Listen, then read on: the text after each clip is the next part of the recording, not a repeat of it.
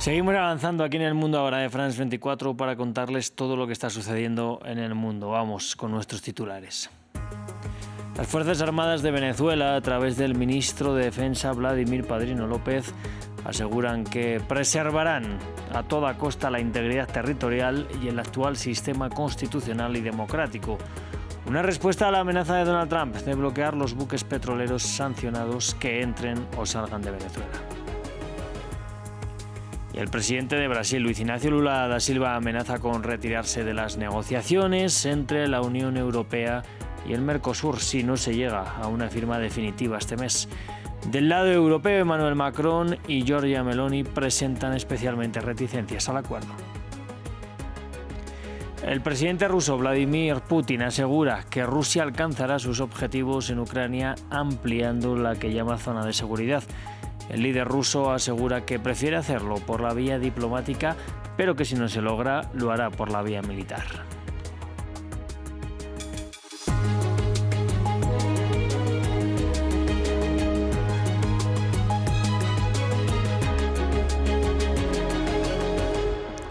Vamos a abrir este informativo con la mirada puesta en Venezuela. Allí las Fuerzas Armadas han asegurado a través de una carta del ministro de Defensa Vladimir Padrino López que preservarán a toda costa la integridad territorial y el actual sistema constitucional y democrático.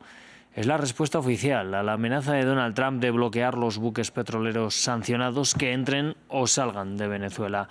Padrino López ha tildado estas amenazas de burdas y soberbias. Nos amplía desde Caracas Daniela Zambrano.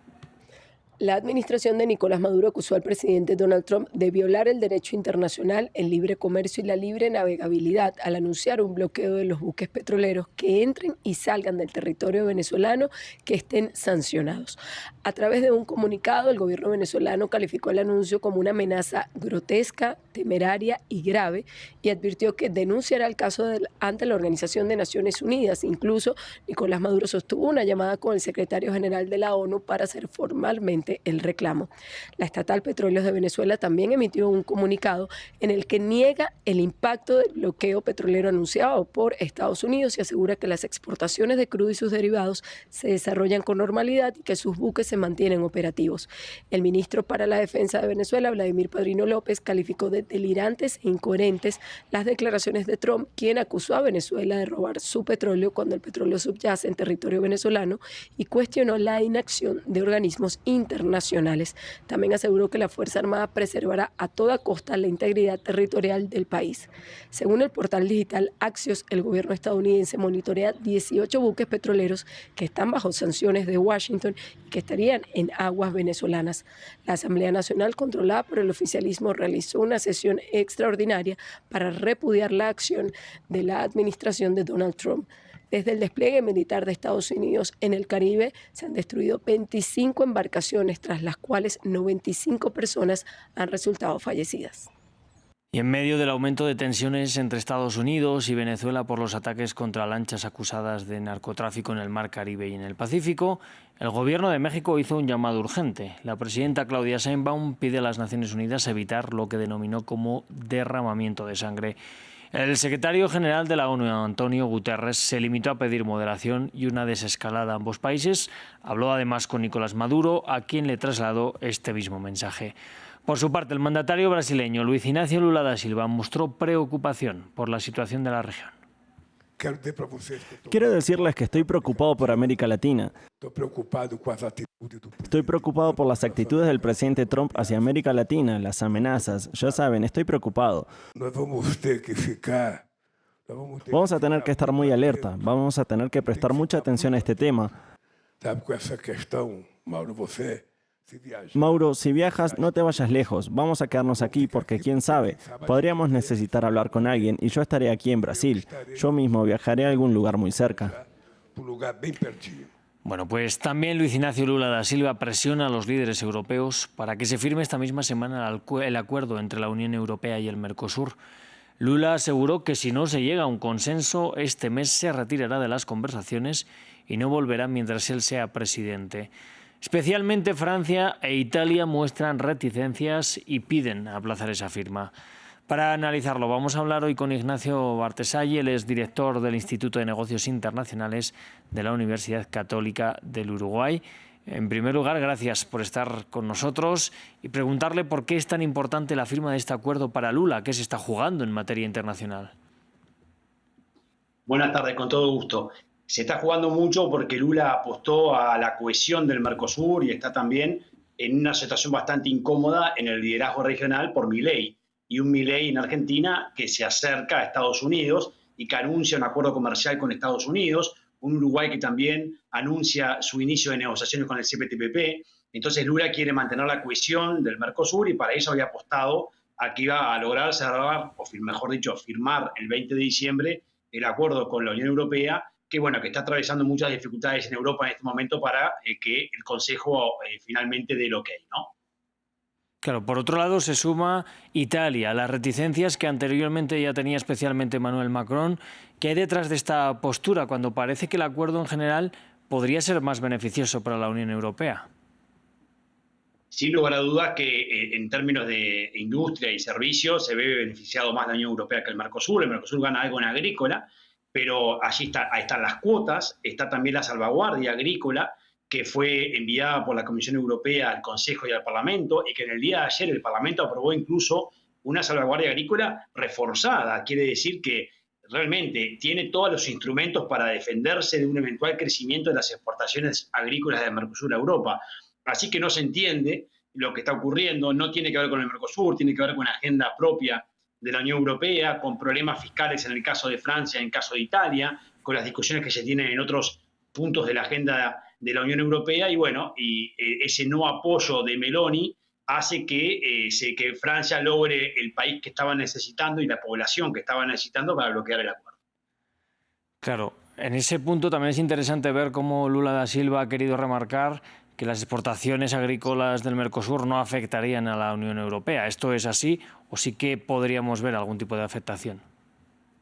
No, definitivamente no, porque las cuotas y las restricciones que se negociaron en el acuerdo le dan el margen necesario a la Unión Europea para cubrirse. Y a eso agregarle la salvaguardia agrícola propuesta por la Comisión Europea para convencer a Francia, que por cierto no lo logró, y una salvaguardia que además se potenció ahora con las últimas negociaciones. Así que definitivamente la Unión Europea le está diciendo que no al Mercosur por falta de voluntad política, no por el eventual daño que le pueda hacer la agricultura. Yo creo que lo que ha dicho Lula hoy y que comentabas vinculado a que se cierran las negociaciones es la sensación que tenemos de este lado del mundo. Ya no da para más seguir esperando a Europa. Es una negociación que lleva 25 años y si no se firma el 20 de diciembre, creo que se cierra este episodio y el Mercosur tendrá que buscar nuevos socios.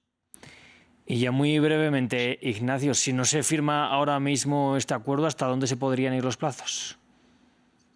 Bueno, yo creo que el Mercosur va a profundizar su crisis interna y sus diferencias que tiene entre los miembros. Y bueno, la Unión Europea da un pésimo mensaje a nivel internacional, porque la Unión Europea en este momento que está fomentando la reforma de los organismos internacionales, la cohesión, que está fomentando el libre comercio, el hecho de no poder enviar un mensaje tan fuerte de cooperación internacional como sería la firma de este acuerdo, me parece que lo deja a Europa en una situación bastante incómoda y, por supuesto, la Comisión Europea como gran perdedor en esta puja de poder interno que tiene la Unión Europea, ¿no? Pues Ignacio Bartesaggi, muchísimas gracias por estar con nosotros aquí en France 24. Con todo gusto.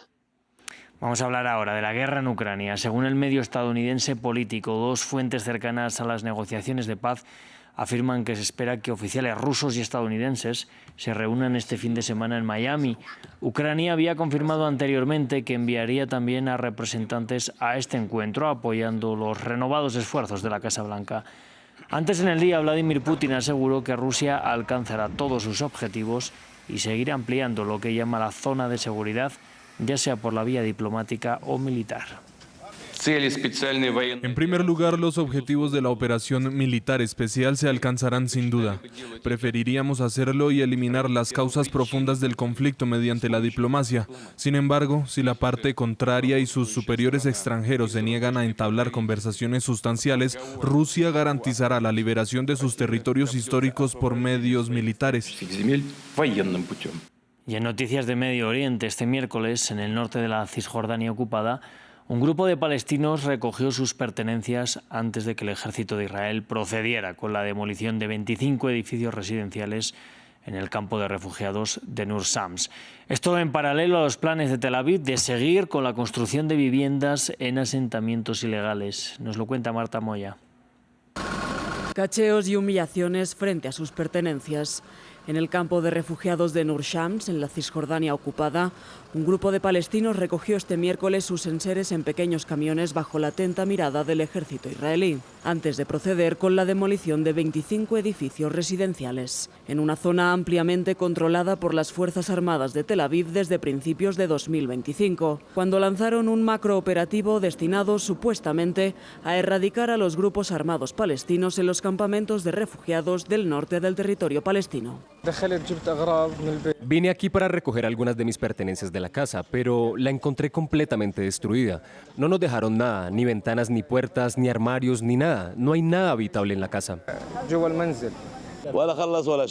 Cuando terminen de demoler 25 edificios, empezarán a demoler otros. Fuimos al barrio de Manchilla, donde vivo, y no vi ninguna casa en pie.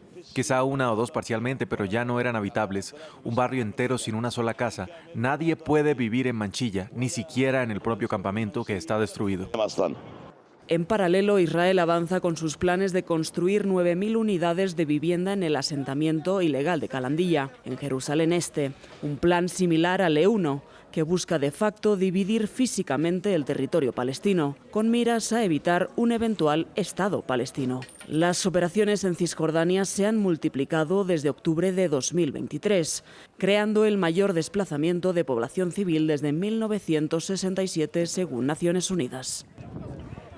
Y la vida nocturna es parte de la identidad de la ciudad de Buenos Aires, capital de Argentina, una metrópolis que vibra cuando cae el sol. Y en un país de alta polarización política, la necesidad de encuentro y pertenencia también se traslada a esa intensa noche porteña. Las tribus libertarias, seguidoras del presidente Javier Milei, tienen sus espacios. También en el peronismo tienen los suyos propios. Para mostrarnos cómo son, nuestro corresponsal en Argentina, Natalio Cosoy, fue a estas reuniones y nos envió el siguiente reporte. Un espacio para conectar. Eso quiso construir Flora Crestanelo, organizadora de La Orden, un encuentro libertario mensual que tuvo como objetivo original trasladar los vínculos virtuales a la presencialidad. Había mucha comunidad en Twitter, en redes, y quería que nos conozcamos y que nos juntemos. Y había muchas historias de no conozco a nadie con esta ideología o en mi círculo no tengo a nadie. Y bueno, nos empezamos a juntar. Mariela viene a los encuentros desde que comenzaron con un objetivo. Relacionarte con personas que no te juzguen automáticamente por determinadas opiniones que tenés. Nos juntamos, charlamos, no solamente de política, de hecho hablamos mucho más de, no sé, anime, de deportes, las cosas que nos gustan. Del otro lado del arco ideológico, La Altanera es una fiesta que rinde homenaje a Eva Perón y busca dar un aire fresco a lo político. Uno puede conectar con la política no solamente desde el lado de lo discursivo, de escuchar al político, de leer, de discutir, sino también de poder celebrar. El peronismo es hoy oposición. Para sus partidarios, estos son también espacios de contención. Yo soy militante y por eso siempre es lindo encontrar estos espacios donde uno se siente un poco más cómodo, seguro, en este contexto donde todo está tan feo, la verdad. Pero en esencia, lo central en estas fiestas de la noche es distenderse. La gente no pide mucho. Llegar a fin de mes, un poco de música, estar con amigos, poder pensar en el futuro. No es tanto. Las fiestas peronistas y las libertarias están en veredas políticas opuestas y sin embargo se tocan en un punto. Ambas son refugio en la noche para aquellos con identidades políticas fuertes y bien definidas que se sienten más cómodos entre personas afines. Con este informe de Natalio Cosoy desde Buenos Aires nos vamos a despedir. Yo les invito, como siempre, a que sigan aquí con nosotros en France 24. Vamos a seguir actualizándoles todas las noticias internacionales. Gracias por elegirnos.